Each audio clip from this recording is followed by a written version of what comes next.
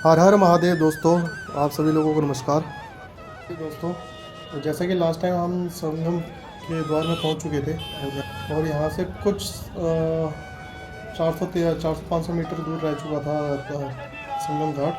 तो हम वहाँ पे जा रहे हैं। थोड़ी जानकारी मैं आपको संगम स्नान के बारे में भी देता हूँ कि प्रयागराज में ये संगम स्नान क्यों इतना ज़्यादा माना जाता है। में 10,000 बड़े तीर्थ और उनके अलावा 3 करोड़ अन्य तीर्थ जो भी हैं सब प्रयागराज में ही निवास करते हैं। अगर कोई गंगा यमुना संगम पर अगर अपने प्राण त्यागता है तो वो भी गति को प्राप्त होता है। प्रयागराज को सभी तीर्थ स्थलों में से बड़ा तीर्थ स्थल इसलिए भी बोला जाता है क्योंकि हमारे वेदों पुराणों में कहा गया हुआ है कि प्रयागराज के संगम में जब कुंभ मेला होता है तो इसमें सभी देवी देवता हो गए, यक्ष हो गए, गंधर्व हो गए, ऋषि हो गए, जो भी यानी लोग हैं, पशु पक्षी हो गए, ये सब इस महाकुंभ में आते हैं और स्नान करते हैं। और इस टाइम को अमृत वेला भी कहा जाता है क्योंकि यहाँ पे अमृत की कुछ बूंदें गिरी थी। महाकुंभ पृथ्वी में होता है तो उसी टाइम में स्वर्ग में भी ये महाकुंभ होता है और ये एकमात्र टाइम होता है जब धरती और देवलोक दोनों में एक साथ महाकुंभ होता है। बहुत कम लोगों को पता है कि सूर्य, चंद्र, गुरु और शनि का महत्व इस कुंभ में भी है क्योंकि इन्हीं ग्रहों ने अमृत की रक्षा की थी। इसीलिए इस टाइम में जो भी भक्त इस टाइम में जो भी मांगता है उसकी विषय की मन्नत पूरी होती है। टाइम में जो भी लोग इस प्रयागराज का नाम या इसकी मिट्टी को भी स्पर्श करते हैं और यहाँ पे स्नान करते हैं तो मत्स्य पुराण के अनुसार उन सब के पाप कट जाते हैं और उन के स्नान से ये उसे राज, शिव और स्वर्ग के फल की प्राप्ति होती है।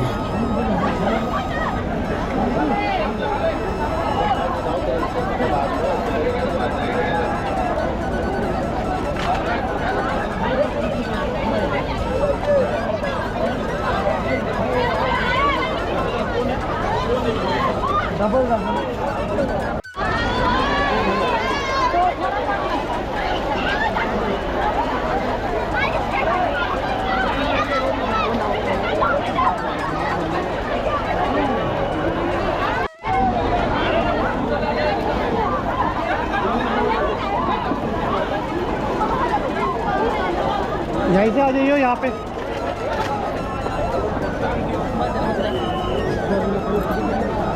हेलो हेलो, मेन संगम में हमने स्नान कर लिया है।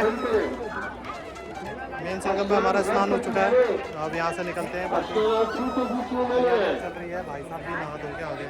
आप सबकी सेवा के लिए माता जी ने भी स्नान कर लिया है। वो कोना वो कोने में स्नान वो है त्रिवेणी कोना, शायद कोना में होता है ना त्रिवेणी का पूरा, वही ये भी गंगा ही पूरा स्नान, ये पूरा वही हुआ।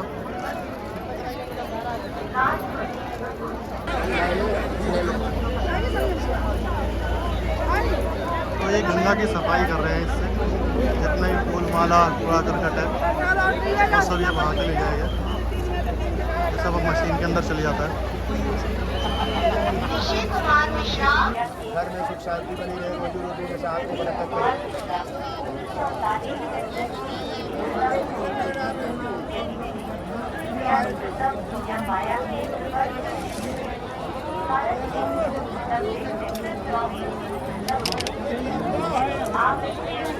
मम्मी आप भी ऐसे लगा लो।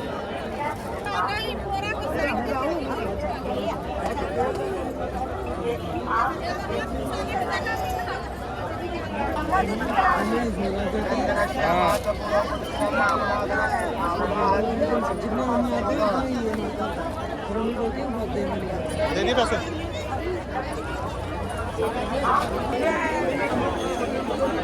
हर हर गंगे जय शंकर भोलेनाथ जी, हर हर महादेव, जय भोलेनाथ जी, जय शंभुनाथ जी।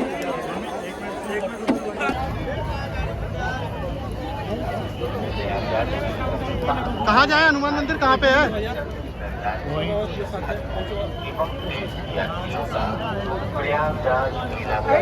पूछ लेते पहले।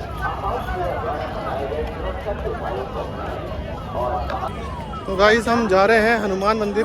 इस समय ये कैमरे में धूल आ रही है, लग रहा है शायद कैमरे में नहीं आ रही यार, ये पूरा शीशा ऐसे ही हो रखा है स्क्रीन।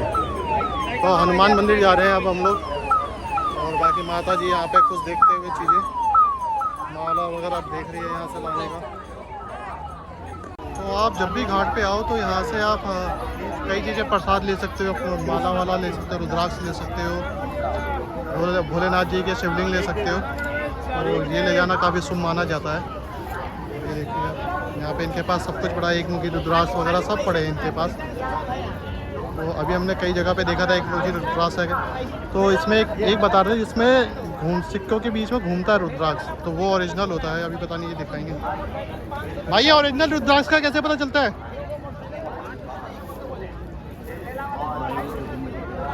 पानी में डुबा के देख लिया है और खोल के बता दें, अंदर 5 बीज निकलेगा। और ये कोई कह रहे थे सिक्के में घूमता भी है, ऐसा भी है क्या? इसको नींद आ रही है, भाई को नींद आ रही है इस समय, इससे ज़्यादा नहीं बोला जा रहा।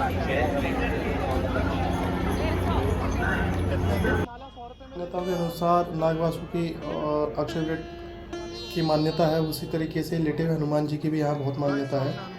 कहा जाता है इनके भी दर्शन करना बहुत पुण्य के बराबर फल मिलता है, इसे काफ़ी शुभ माना जाता है। यहाँ जो मंदिर है ये 600 वर्ष पुराना है। कहा यहाँ पे हनुमान जी लेटे हुए हैं, इनके बाएं पैर के नीचे कांता देवी और दाएं पैर के नीचे रावण दबे हुए हैं, और सीधे हाथ में राम लक्ष्मण जी और बाएं हाथ में जो है गधा है उनके पास। पुरानी कथाओं के अनुसार कहा जाता है कि जब लंका जीत के आने के बाद हनुमान जी अयोध्या आते हैं तो उस समय हनुमान जी काफ़ी थक जाते हैं और उस थकान की वजह से वो मूर्छित हो जाते हैं। तब इसी स्थान में माता सीता जी उनको सिंदूर का लेप लगाती है और उन्हें अमरता का वरदान भी देती है। तो अमरता का वरदान भी सीता माता जी द्वारा ही दिया जाता है, जो कि आपको पता होगा कि हनुमान जी अमर थे, तो वो इसी जगह पे दिया जाता है उनको। और ये मंदिर एक तरीके से चमत्कारी भी है। कहा जाता है कि जब गंगा जी में काफ़ी बाढ़ आती है और रौद्र रूप होता है तो गंगा जी का जलस्तर काफ़ी बढ़ जाता है, जो कि मंदिर तक आता है पूरा, और जैसे ही हनुमान जी तक स्पर्श होता है तो उसके बाद धीरे धीरे गंगा जी जो है शांत होना चालू हो जाती है, और एक आध दिन में ही पूरी की पूरी जो गंगा जी है काफ़ी शांत हो जाती हैं। और यहाँ पे जो भी भक्त पूरी श्रद्धा से मांगता है कुछ भी, तो उसकी जो भी मन्नत है वो बालाजी पूरी करते हैं। तो हनुमान मंदिर बंद हो रखा है इस समय, पता नहीं क्या टाइम।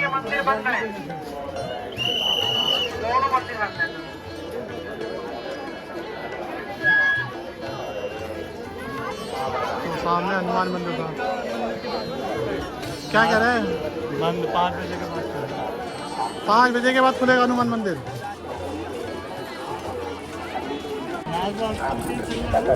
तो हनुमान जी का मंदिर बंद है और हमें दर्शन नहीं हो पाए अभी। शाम को 5 बजे खुलेगा, पर तब तक तो हम अयोध्या के लिए निकल चुके होंगे और वहीं हनुमान जी के दर्शन कर लेंगे। या तो मैं ऑलरेडी पहले भी कर चुका हूँ वहाँ, तो यहाँ पर नहीं किए थे, यहाँ देखना था वैसे। चलिए देखते हैं क्या होता है। तो सामने हनुमान मंदिर था, वो बंद हो रखा है अभी इस समय, क्योंकि हम लेट हो चुके हैं स्नान करने में। स्नान कर रहे थे हम लोग, और फिलहाल देखो नागवासुकी मंदिर खुला है तो वहाँ जाते हैं। अक्षय वट का पता क्या? राजेंद्र फौजी आपकी प्रतीक्षा कर रहे हैं। अक्षय वट ये इतनी था, ये जो है यहाँ पे कुबोरन दरभंगा के जवाहर यादव। अक्षय वट और हनुमान मंदिर जी दोनों बंद पड़े हुए। फिलहाल अब क्या कहें, समझ में नहीं आ रहा। का भी अपना एक मान्यता है। वेदों में बताया जाता है कि शाही स्नान के बाद या जो भी संगम स्नान के बाद जब भी आप वापस जाते हैं तो अक्षय वट का भी आपको दर्शन करने चाहिए, और अक्षय वट के दर्शन और पूजा दोनों ही करनी चाहिए वहाँ पे।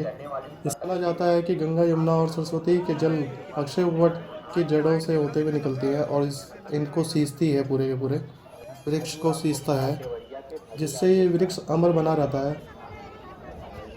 अक्षय वट का वर्णन कई वेदों में किया गया है कि ये त्रेता युग में जब श्री राम जी यहाँ से जा रहे थे तो वो सीता मैया और श्री राम जी जो भी इस वट के नीचे बैठ के उन्होंने विश्राम किया था। ये अक्षय वृक्ष जो है 1000 साल पुराना है।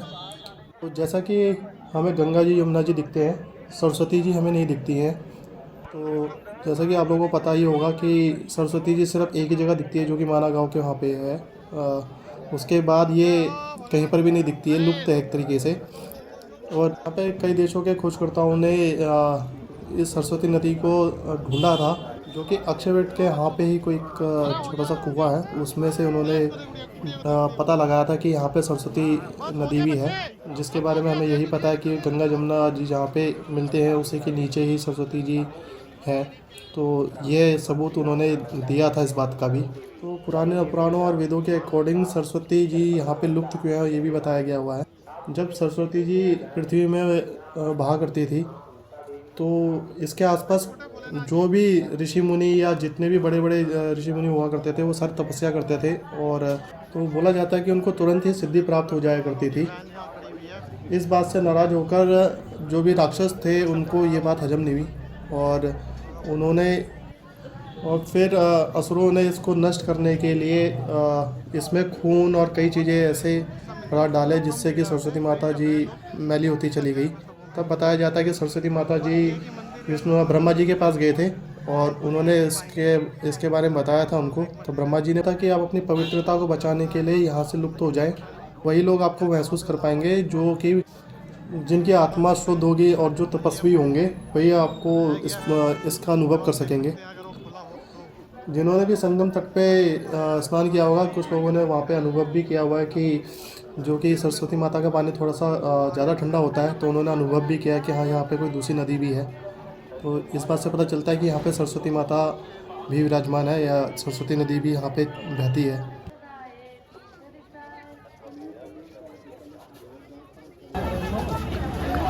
तो ये है 14 रत्न द्वार। देखिए 14 रत्न बने हुए हैं इसमें, सारे के सारे एक करके, जो समुद्र मंथन से निकले थे। अब हम जा रहे हैं नाग वासुकी, क्योंकि हनुमान मंदिर के वहाँ पे, हनुमान मंदिर, अक्षय वट, वो सारे वहीं पर ही पड़ते हैं। तो वो 12 बजे के बाद बंद कर दिए। वहाँ सीएम वगैरह भी उधर की साइड को ही है, तो इसलिए शायद दर्शन अभी 5 बजे के बाद ही हो पाएंगे वहाँ। 12 बजे से पहले हो सकते थे। अगर हम स्टार्टिंग में जाते, सबसे पहले वहाँ जाते, तो क्या पता दर्शन हो जाते हमारे को। और हम स्नान करने चले गए थे और हमें पता नहीं था ये बारे में। तो कोई नहीं, अब नाग वासुकी करते हैं। दोबारा जब आएंगे हम तब वहाँ के दर्शन कर लेंगे। उसके बारे में आपको पता ही है, जब समुद्र मंथन हुआ था तो नाग वासुकी को चट्टान से बांधकर रस्सी के रूप में उनको प्रयोग किया गया था। और जब समुद्र मंथन ख़त्म हुआ था तो नाग वासुकी पूरे लहूलुहान हो रखे थे। तभी जो कि विष्णु भगवान जी हैं, उन्होंने उनको यहीं पर विश्राम करने के लिए बोला था, और तभी से इस जगह का नाम जो है नाग वासुकी पड़ा है, मंदिर का नाम। मान्यता के अनुसार जो भी संगम में स्नान करता है उनको नाग वासुकी जी के मंदिर के दर्शन करने चाहिए, तभी यात्रा पूरी संपन्न मानी जाती है। नाग वासुकी जी का मंदिर जो है संगम से 2 किलोमीटर की दूरी पे है।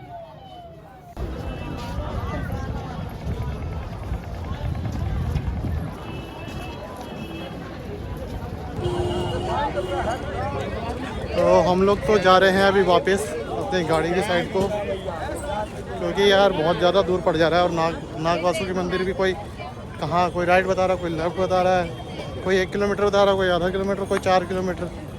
तो भाई समझ में नहीं आ रहा कुछ, और काफ़ी देर से घूम रहे हैं हम लोग। तो अभी निकलते हैं, अब पहले गाड़ी की तरफ को निकलते हैं। वहाँ एक डिजिटल करके है कुछ, वहाँ पे अगर रास्ते में ही है तो कहीं देखेंगे उसको, शो को। बाकी नहीं तो फिर यार निकल जाएंगे अयोध्या के लिए। आज का हो गया। अब मेन हम स्नान के लिए आए थे और स्नान हमारा हो चुका है, 2 बार स्नान हो चुका है। कल बोटिंग से हुआ था, आज संगम घाट में हो चुका है हमारा। तो फिलहाल अब जब नेक्स्ट टाइम आएंगे तब देख लेंगे यार बाकी हनुमान मंदिर वगैरह, जब भीड़ भाड़ नहीं होगी। अभी भीड़ भाड़ के चक्कर में, कई वीआईपीओ के चक्कर में सब कुछ बंद है। वीआईपी तो फिर क्या, उधर की साइड को सीएम है तो, पर वहाँ ऑन तो है, पर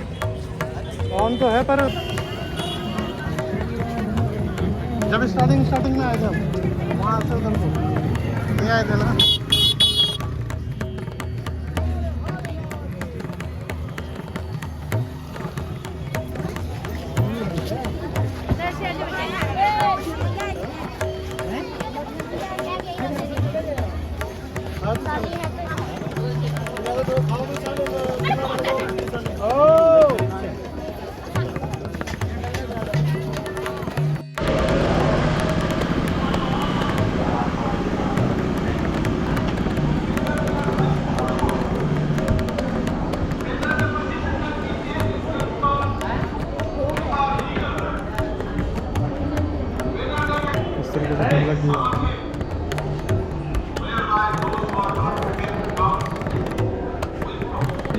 इन्होंने हमारे संविधान के बारे में बताया, तो हम पूरी बनाया था संविधान।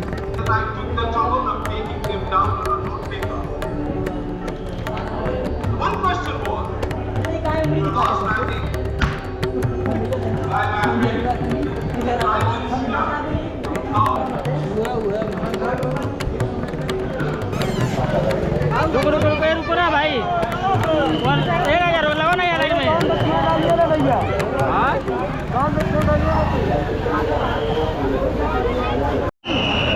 तो ये रिलायंस वालों का है यहाँ पे भंडारा, तो इसमें भी खड़े हुए हम लोग।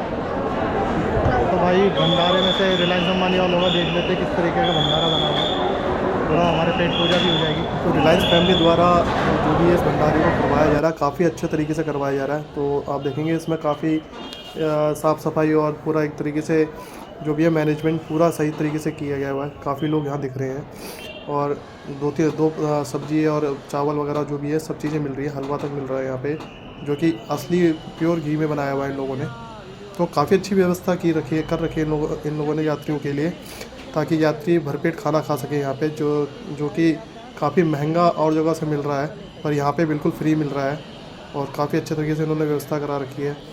इसमें एक बात और ऐड करना चाहूँगा मैं, हालांकि मुझे बोलना नहीं चाहिए, पर जो भी राजनेता वगैरह जो है ये सब अपने लाभ के लिए इन लोगों का यूज़ करते हैं और इनके बारे में उल्टी सीधी पब्लिसिटी भी करते हैं। जैसा कि आप लोगों ने देखा था, काफ़ी पंजाब और बाकी कई जगहों में इनके खिलाफ़ विरोध भी हुए थे, पर ये ऐसा करना नहीं चाहिए, क्योंकि आप देखेंगे किसी भी सक्सेसफुल देश का एक तरीके से जो भी विकसित देश कहा जाते हैं, वो उनके प्राइवेट सेक्टर के जो होती है कंपनियां, वही उनका विकास करवाती है पूरे देश का, और वही ग्रोथ में उनका काफ़ी बड़ा इन्वॉल्वमेंट होता है।